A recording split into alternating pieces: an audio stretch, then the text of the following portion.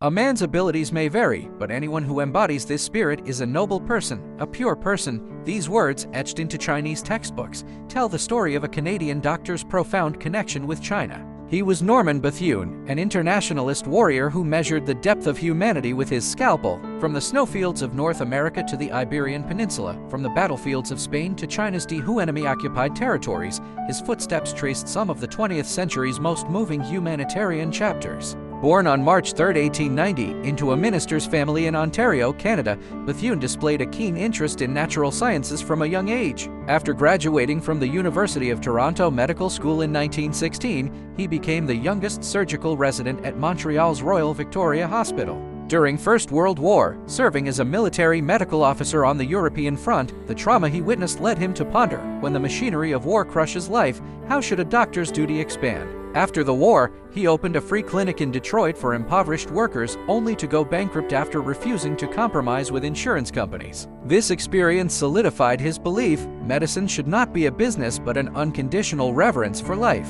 In 1936, as the Spanish Civil War broke out and fascist forces rampaged, countless civilians were engulfed in war. Bethune led an 18-member medical team to Madrid, where he achieved two revolutionary feats, establishing the world's first mobile blood transfusion unit, which brought blood collection trucks to the front lines and slashed casualty rates from 80% to 20%, and inventing a collapsible surgical instrument kit that allowed field hospitals to relocate in just 20 minutes. When challenged on why he risked his life for strangers in Spain, he wrote in Letters from Spain, "Injustice anywhere is a threat to justice everywhere. A doctor's scalpel should wield for all who suffer." These words, spread globally through reports of the international brigades, also reached China's anti-Japanese forces in the east. In January 1938, Bethune arrived in Hong Kong aboard the SS Empress of Asia. After a 3-month journey arranged by the 8th Route Army's Hong Kong office, he finally met Mao Zedong in Yan'an. Gazing at the guerrilla warfare schematic map on the wall of a cave dwelling,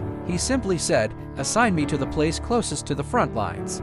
In the Jinchuji base area, he created medical miracles amid Japan's 3-alls policy: kill all, burn all, loot all campaigns. He traveled 1,500 kilometers in 28 days to set up 13 field hospitals. In a dilapidated temple in Huangshiku village, Hebei province, he performed surgeries for 40 consecutive hours under enemy air raids, treating 112 wounded soldiers. He personally compiled the Field Surgery Demonstration Manual, training the 8th Route Army's first qualified surgeons. Marshal Ni Rongzhen recalled, "As long as the light in his operating room stayed on, the soldiers' hope stayed alive." In October 1939, Bethune was scheduled to return to Canada to raise medical supplies but stayed resolutely when Japan launched its winter sweep offensive. On November 12th, while treating a wounded soldier, he infected his finger with sepsis. On his deathbed, he wrote his final letter to Ni Rongzhen, "Tell them I have been very happy here. My only wish is to have done more."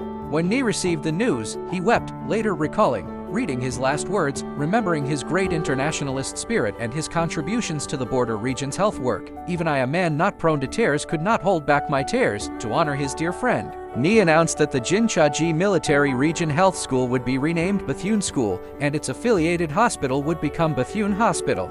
Mao Zedong wrote in memory of Norman Bethune, "He was a foreigner who, without any self-serving motives, made the Chinese people's liberation cause his own." This sentence captures the core reason why the Chinese people remember him. He proved through action that human moral compassion can transcend race and national borders. His colleague Yi Qingshan recalled, "He taught us the spirit of selflessness, cooperation, and overcoming difficulties." Yu Shenghua, who directly assisted him and was called "my most satisfied surgeon" by Bethune, and the 8th Route Army soldiers he saved knelt before his tomb and dedicated their lives to guarding his memorial. From North America's snowfields to China's lowest plateau, Bethune's life path draws a towering figure of humanity. He was both a masterful surgeon and a passionate social reformer, both an anti-fascist warrior and a defender of life's dignity.